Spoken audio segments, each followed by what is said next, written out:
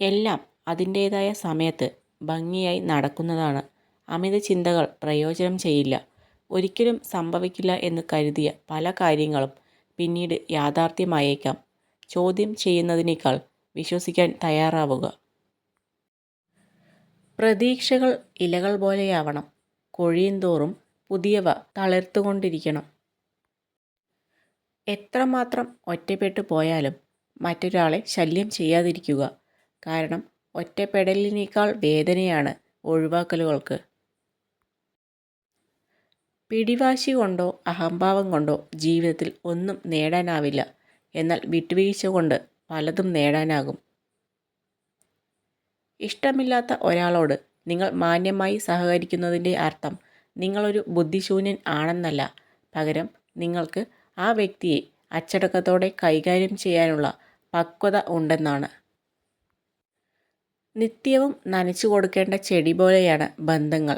ഇടയ്ക്കിടയ്ക്ക് അവയ്ക്ക് ആവശ്യമുള്ള പരിചരണം നൽകിയില്ല എങ്കിൽ വാടിപ്പോകുന്നതാണ്.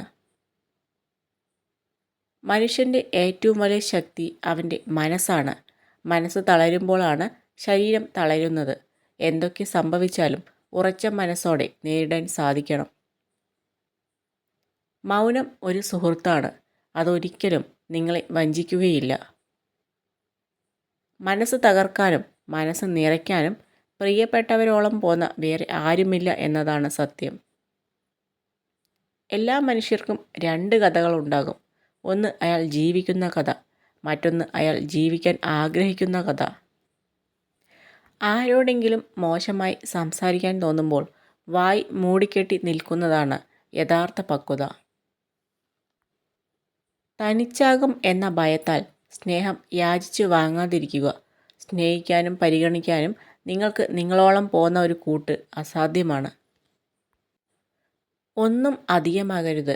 ഒന്നുകിൽ അത് നിങ്ങളുടെ മൂല്യം ഇല്ലാതാക്കും, അല്ലെങ്കിൽ നിങ്ങൾ ഒത്തിരി വേദനിക്കേണ്ടി വരും.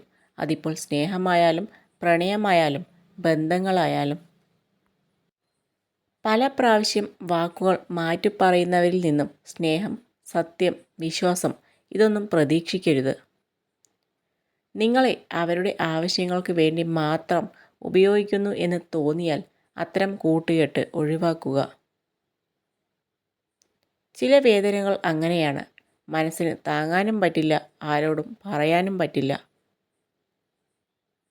മനുഷ്യന് ജീവിതത്തിൽ ബുദ്ധിമുട്ടുകൾ ആവശ്യമാണ്. എന്നാൽ മാത്രമേ വിജയങ്ങൾ ആസ്വദിക്കാൻ കഴിയുകയുള്ളൂ. എല്ലാവരുടെയും ഇഷ്ടങ്ങൾക്കനുസരിച്ച് ജീവിക്കുക എന്നത് പ്രയാസകരമാണ്. അതുകൊണ്ട് നിങ്ങളുടെ ഇഷ്ടങ്ങൾക്ക് പ്രാധാന്യം കൊടുക്കുക. ചിലർ ആലിപ്പഴങ്ങൾ പോലെയാണ്. നനച്ചിരിക്കാതെ കൈവെള്ളയിൽ വീണ് കൊതിപ്പിക്കും. കൈപ്പിടിയിൽ ഒതുങ്ങി എന്ന് തോന്നുമ്പോൾ അലിഞ്ഞു തീരുകയും ചെയ്യും. ഏതൊരു കാര്യം ചെയ്യുമ്പോഴും ഒരുപാട് പ്രയാസങ്ങളും പ്രതിസന്ധികളും ഉണ്ടാകും.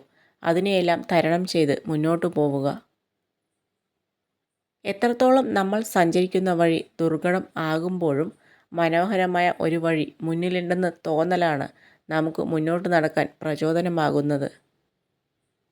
നമ്മളെ ആരെങ്കിലും ഒഴിവാക്കിയെന്ന് തോന്നിയാൽ മനസ്സിലാക്കുക, നമ്മളെക്കൊണ്ടുള്ള ആവശ്യം അവർക്ക് കഴിഞ്ഞിരിക്കുന്നു. ഇപ്പോൾ നമ്മൾ അവർക്ക് ഒരു അനാവശ്യമാണ്.